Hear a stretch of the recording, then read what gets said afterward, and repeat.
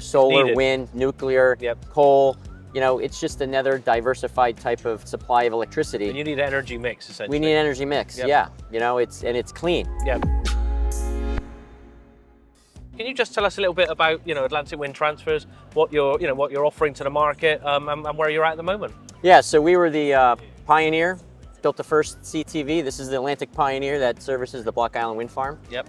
We've been there since 2016, right at construction, now into long-term 15-year O&M contract servicing the Block Island Wind Farm. Yep. So basically, this is an offshoot of my company, Rhode Island Fast Ferry. We've been in water transportation for over 30 years, primarily aluminum high-speed catamarans, taking passengers back and forth and also chartering boats to other clients. So when offshore wind came to the US, it was more or less a natural crossover for us. Yep.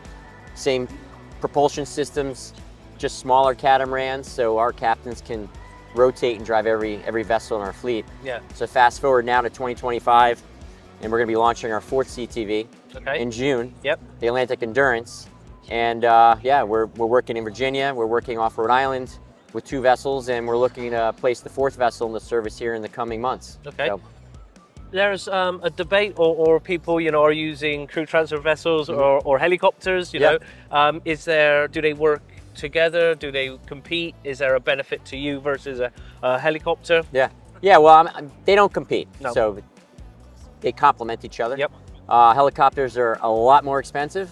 Okay. A lot more money sitting on the sideline when they're not running, because you can't just do one-offs.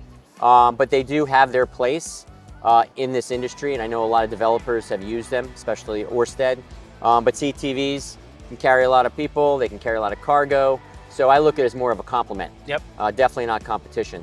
They both have their pros and cons. In terms of the industry itself, how are you seeing it now? How are you seeing it for the future? Trump tariffs, what's the effect as we see it today? Yeah, no, I mean, we're definitely in this weird spot right now where, we were trajectorying up, big supply chain building up, a lot of billions of dollars in investments, a lot of workforce being trained, and it looked really good on the spreadsheet on this massive curve that was going up very quickly.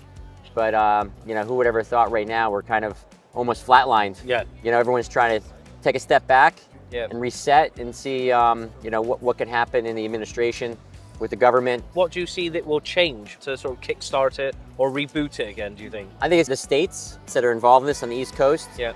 working with the politicians, working with the federal government, because offshore wind power is just another added on source for the power grid where, our electricity demand keeps going up and up and up. So, solar, wind, nuclear, coal, it's just another diversified type of supply of electricity. And you need an energy mix, essentially. We need an energy mix, yeah. It's clean. Yep. It's clean energy. Yeah, perfect. All right, Charlie, well, thanks for taking the time to speak to me.